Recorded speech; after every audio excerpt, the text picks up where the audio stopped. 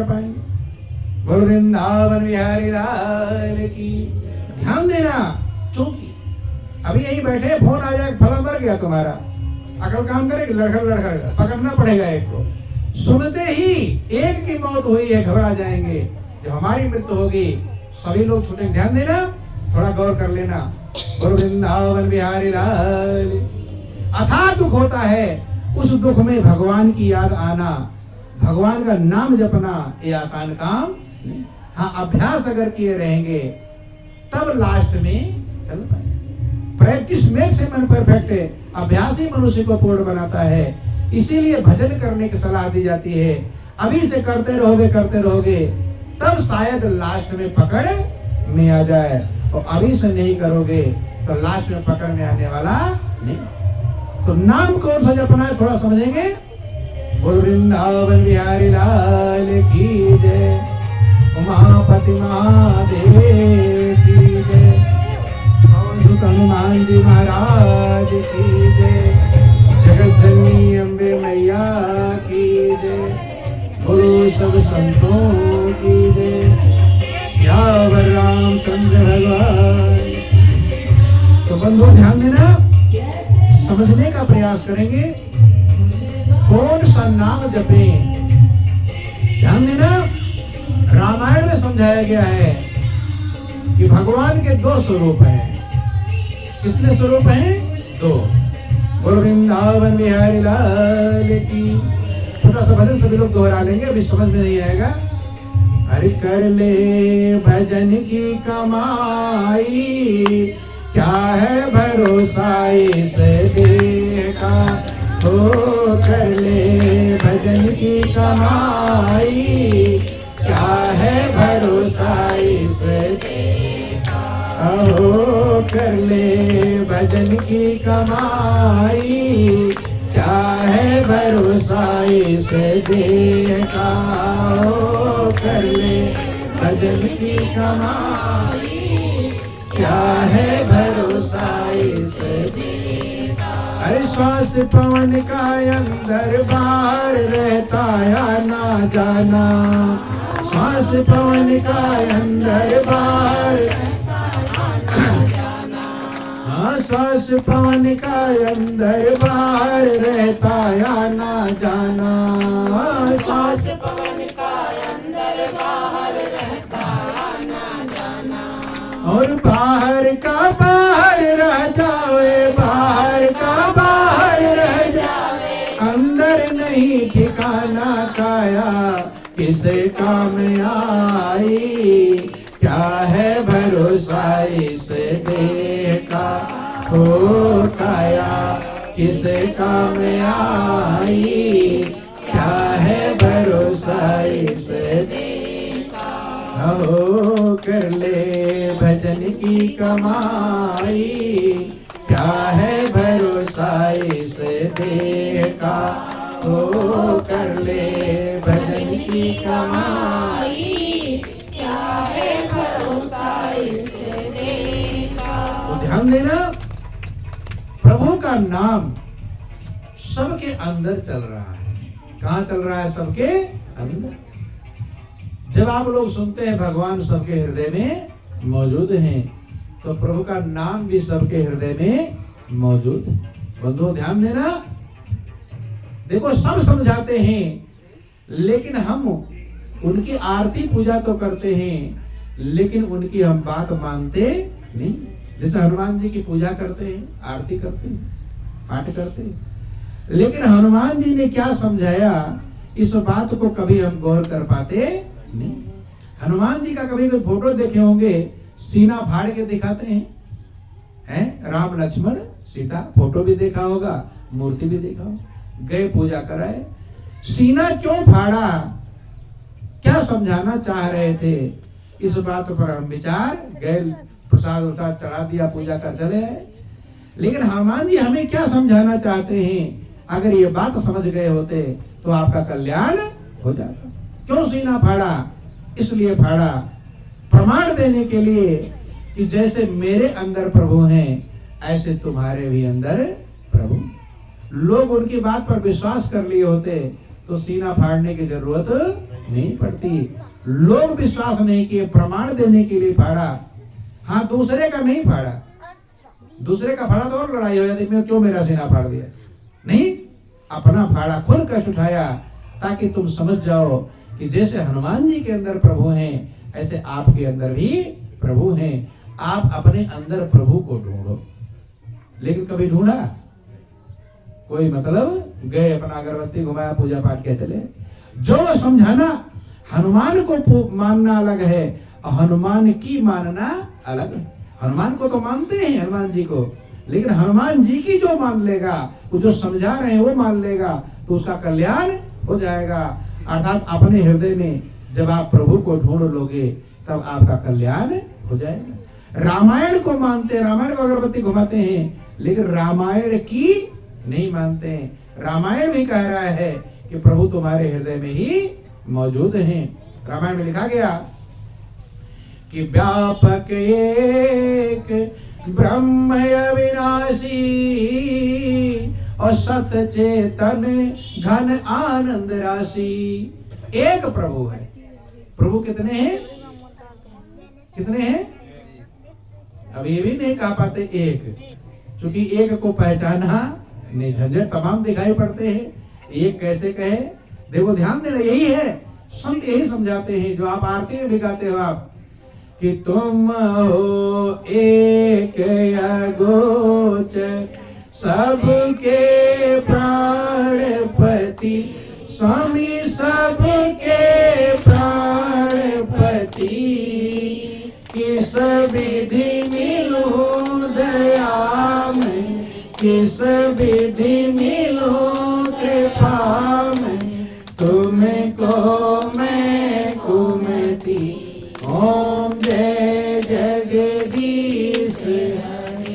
ये आरती गाए हैं, सबने गाया होगा। जब आप गाते हो तुम हो एक, बस वहीं रुक जाना चाहिए, आगे बढ़ना नहीं, वहीं रुकना चाहिए कि एक वो कौन सा है, उसे ही मुझे पहचानना। ये नहीं गा रहे तुम हो 10, कितना गा रहे तुम हो एक। अगर वहीं रुक जाओगे, विचार करोगे एक कौन, भगवान कौन सा है। अगर ये सब विचार कर लिया, प्रश्न पैदा हो गया, तब आप ढूंढोगे। क्या करोगे?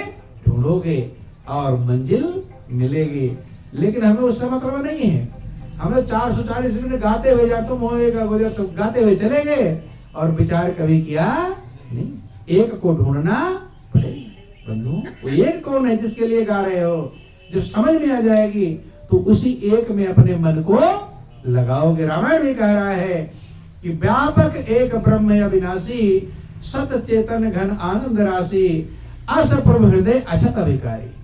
जो सत्य है, चेतन आनंद की राशि, आनंद का ढेर है, ऐसा प्रभु कहाँ है? आपके हृदय में। जब आनंद का ढेर आपके पास है और फिर भी आप बेचैन हैं, इसका मतलब आप उसे जानते नहीं। बता दे किस प्रकार, छोटी सी कहानी, आपको समझ में आ जाएगा।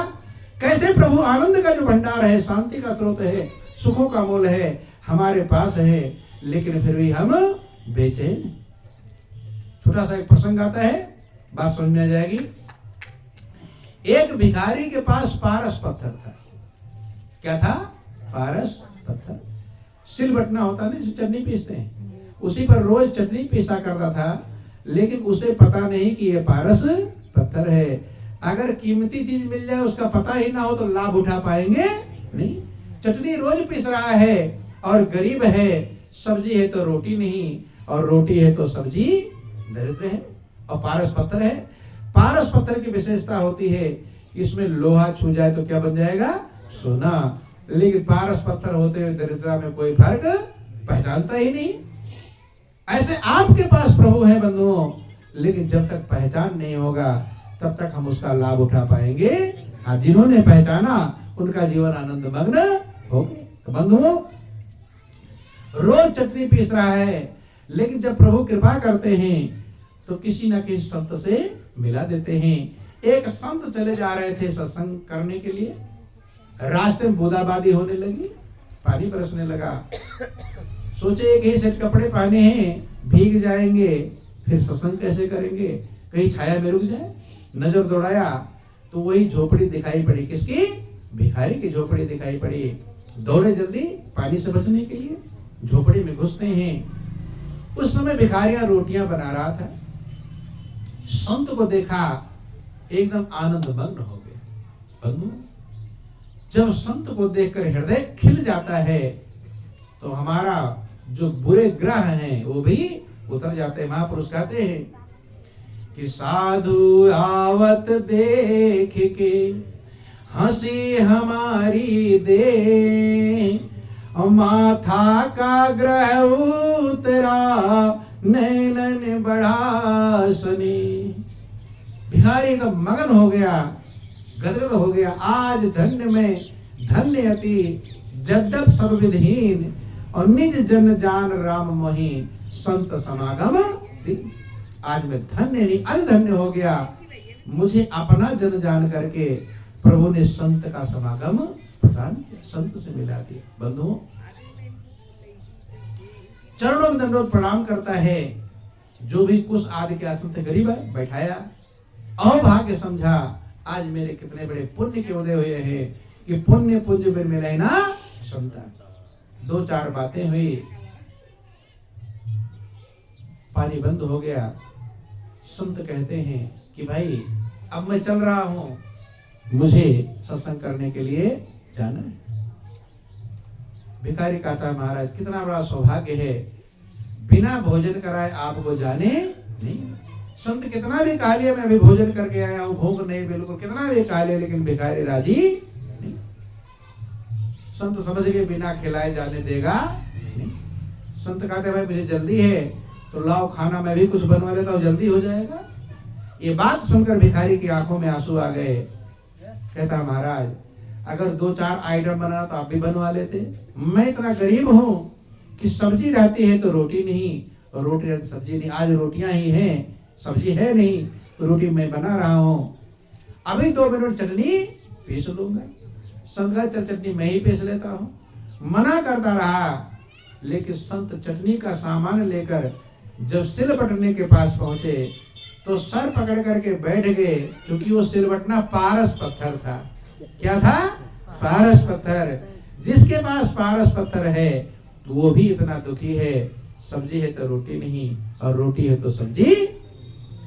बंधु, लेकिन किसी को बहुत बड़ी चीज एकाएक दे दी जाए तो भी सही होता नहीं। जैसे किसी का जेब भी पैसे से ना भरा हो, अब पूरा लंबा वाला ट्रक 20 टायर वाला और 2-2 हजार के बंडल पूरा लाद कर ऊपर तक, और ले आओ उसे घर पर गिराने लगो कि लो सब तुम्हारा है, संभाल लेगा? एक दिमाग काम करवाएगा? हाँ, धीरे धीरे संभाल लेगा। उसका मकान बनवा दो, खेत खरीदवा दो, ट्रैक्टर खरीदवा दो, फैक्ट्री लगवा दो, तो धीरे धीरे तो संभाल लेगा, लेकिन एकाएक संभाल नहीं। संत अभी कुछ नहीं बोले, चटनी बनाया, रोटियां खाए, जब चलने लगे तो बंधु भिखारी से पूछते हैं कि भाई तुम्हारे पास कोई लोहे का सामान है? भिखारी कहता है महाराज मैं गरीब हूं, मेरे पास क्या है? वही टूटी कढ़ाई है, लोहे के पहले चलती थी,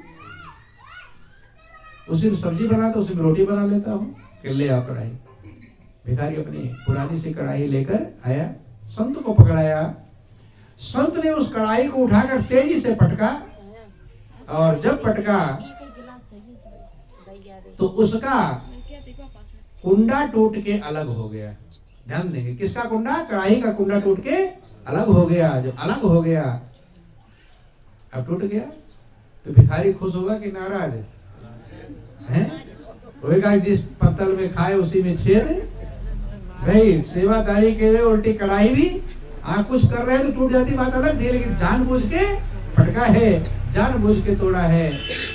कुछ उल्टा बोलने वाला था, गुस्सा चढ़ गया था, बकने वाला था कुछ उल्टा सीधा, लेकिन मन में विचार आया अब तो कढ़ाई टूट ही गई, और उल्टा सीधा बकूंगा तो जो सेवा मेवा के वो भी बेकार। एकदम गुस्सा तो आ गया, लेकिन अंदर ही कुछ बोला। संत ने क्या किया? उस कढ़ाई का कुंडा उठाया और उस सिलबट ने जो पारस पत्थर था उसमें छुआया, और उस भिखारी को देते हुए बोले कि भाई तुम कह रहे थे मेरे पास आटा चावल दाल नहीं है, तो लो इसको बाजार में बेच करके आटा चावल दाल ले आ। अब भिखारी क्या पता क्या बन गया, जिसको ना मालूम है हीरा पन्ना मोती माड़ी मूंगा पोखराज गोमत ला कर दे दिया तो पहचान नहीं पाएगा।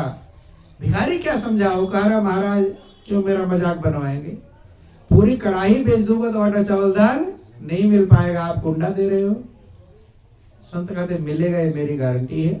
अगर नहीं मिला तो बगल गांव में सत्संग करने जा रहा हूं, मेरे पास आना, मैं तुझे आटा चावल दाल दूंगा। संत कहते चलो, बाजार में नहीं मिलेगा तो संत देंगे।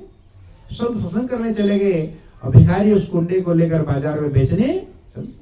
छोटे मोटे दुकानदारों को दिखाया भाई इसका आटा चावल दाल मिल जाएगा। उन्होंने सोचा पूरी दुकान भी इसके बराबर, कुंडा जब सोने का बन गया तो कीमती।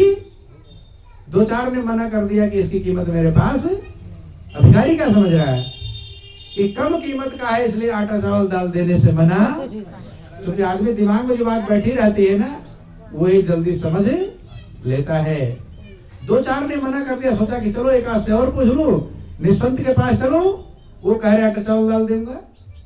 बड़े सेठ के पास गया कि सेठ जिसका आटा चावल दाल मिल जाएगा, कि हाँ रखो, रख दिया। घंटे 2 घंटे 3 घंटे बीत गए, सोचा एक तो तैयार हो, थोड़ा बहुत पन्नी पॉलिथीन में दे देगा आटा चावल दाल, और अगर ये भी जल्दबाजी किया, भी मना कर दिया तो फिर कोई मिलने वाला। बैठा रहा 2-3 घंटे जब बीत गए तो सेठ निकला अंदर से, कहता भाई यहां से वहां तक जितने ट्रक खड़े हैं इन पर तुम्हारा माल लोड हो गया। उधर देख रहा हो, सुन ही नहीं रहा, वो कंधा पकड़ के हिला रहा है, तुम ही से कह रहा हो कि यहां से वहां तक जितने ट्रक खड़े हैं इस पर तुम्हारा माल। कहता है कि सेठ जी मजाक बनाने में मैं ही मिला हुआ था, मैं तो गरीब आदमी और इतने बड़े माल का मालिक मैं कभी हो सकता हूँ क्या। सेठ समझा क्या बात, ये तो कि तुम्हारा ही है कुंडा, कि हाँ हमारा ही। समझ गया ये मूर्ख है, समझता आज वाला जमाना हो तो बेईमानी कर लेता, नहीं कर लेता। लेकिन पहले के लोग जानते थे मैं जो कर्म करूंगा उसका फल मुझे भोगना पड़ेगा। एक बात किसी को समझ में आ जाए, मैं जो कर्म करूंगा मुझे उसका फल भोगना पड़ेगा। कभी बुरा करेगा? बुरा भोगना किसी को पसंद है? बुरा भोगना किसी को पसंद नहीं है, लेकिन बुरा करते रहते हैं। इसका मतलब ये समझ नहीं पाते कि मुझे इसका फल भोगना। एक बात अगर समझ में आ जाए, कभी आदमी बुरा कर्म कर सकता नहीं। बंधु ध्यान देना। सेठ ने पूछा कहां से मिला है कुंडा, बताया सारी कहानी, कैसे मेरे यहाँ संत आए थे, कैसे सारी कहानी, मैंने खाना पीना बनाया। कहता कि मैंने जरूर देखा था कि जब उन्होंने कुंडे को मेरे सिल बटने में छुआया था तो ये काला से पीला बन गया था। कैसा बन गया था? भाई काला लोहा और पारस पत्थर में छुआया तो क्या बन गया? सेठ समझ गया। सेठ कहता है कि तुम गरीब नहीं, इस क्षेत्र के तुम सबसे धनी आदमी हो। तुम्हारा जो सिल बटना है वो पारस पत्थर है। क्या है वो? पारस पत्थर है। कितना भी लोहा छुआओगे वो सोना बनता चला जाएगा। अब भिखारी संत की कीमत समझ में आया, क्योंकि संत की बाणी जल्दी मनुष्य समझ पाता कि संत की बानी अटपटी और झटपट लखे न कोई, जो झटपट बानी लखे तो चटपट दर्शन हो। बंधु रामायण में लिखा गया कि विधि हरि हरि कब कोविद बानी और कहत साधु महिमा सकुचानी। अब संत की कीमत समझ में आई, संत की दया समझ में आई। सोच रहा मैं तो उनके ऊपर गुस्सा भी किया था, अब जाकर जल्दी पहले क्षमा मांगू, क्योंकि उल्टा मनुष्य जल्दी समझ जाता है, सही वाला जल्दी समझ पाता नहीं है। अब वो आटा चावल दाल ट्रक लदे हुए उसके तरफ ध्यान नहीं है, किधर ध्यान है? संत के चरणों में। सीधा जाकर लंबा लेट जाता है कि महाराज मेरे अपराधों को क्षमा कर देना, मैं अज्ञानी हूँ, नादान हूँ, मैं समझ नहीं पाया। मैं आपके एहसान को जिंदगी भर भूलूंगा, जीवन भर आपके एहसान को मानूंगा। संत कहते मैंने तेरे ऊपर क्या एहसान किया? मैं तो 1 रुपया लाकर भी तुझे दिया, अपने घर से दिया, तेरा ही पारस पत्थर और तेरा ही लोहा मैंने को दोनों को मिलाने की युक्ति बता दी है। बंधुओं भले संत कह रहे मैंने कुछ नहीं किया, संत ने ही सब कुछ किया है। संत नहीं मिले थे तो भिखारी था, और संत मिल गए और राजा महाराजा कुछ भी बन जाए कोई दिक्कत नहीं है। कि बड़े बड़ाई ना करे और बड़े न बोले बोल, रही मन हीरा कब कहे लाख टका है मोल। भले संत कह रहे हैं मैंने कुछ नहीं किया, संत ने ही सब कुछ किया है। बंधु तो उस भिखारी के पास पारस पत्थर था। क्या था? और आप सबके पास भी पारस पत्थर है। क्या है? पारस पत्थर। लेकिन ये सोना बनाने वाला नहीं। हमसे पूछने तो महाराज जल्दी बताओ, पीछे पड़ जाओ। बोलो वृंदावन बिहारी लाल की। आपके पास जो पारस पत्थर है वो लोक और परलोक दोनों का सोना बनाने वाला है, वो है परमात्मा। क्या है? परमात्मा। सबके पास है कि नहीं? कोई है जिसके पास ना हो? है? उस पारस पत्थर से बड़ा पारस पत्थर है। वो पारस पत्थर दुनिया का सोना बनाता, यही धनी बन जाते। लेकिन परमात्मा रूपी जो पारस पत्थर है लोक और परलोक दोनों का सोना बनाने वाला है। और आपकी जो मनुष्य की जिंदगी है यही लोहा है। क्या यही? लोहा। दोनों आपके पास है, बस एक कमी है। क्या? दोनों को मिलाने की। क्या है? दोनों को। यही संत करते हैं कि पारस रूपी सीव है और लोहा रूपी जीव, और जब जीव पारस भेंट है तो जीव हो सी। पारस रूपी परमात्मा है और लोहा रूपी जीव है, आप हैं। लेकिन दोनों को मिलाने की युक्ति ये संत महापुरुषों के पास होती है। जो दोनों मिल जाएंगे तो सोना रूपी आनंद का भंडार, शांति का स्रोत और सुखों का मोल, मालिक का प्रेम प्राप्त हो जाएगा। और उसी प्रेम के लिए हमारी आत्मा बेचैन है बंधुओं। लेकिन उस मालिक के प्रेम को पाने के लिए हमें संत के शरण में जाना पड़ेगा। वे संत नहीं मिले, कौन मिलाने की युक्ति बताएगा? पारस और लोहे को मिलाने की कोई तरकीब। इसीलिए भगवान राम ने सबरी को 9 प्रकार की भक्ति समझाई। उसमें सबसे पहली भक्ति कहते हैं प्रथम भगत संतन कर संगा। जो संत का संग करेंगे तो तुम्हारे परमात्मा रूपी पारस को तुमसे मिला देंगे। उसी ने कहा कि गुरु की पदवी भगवान से बड़ी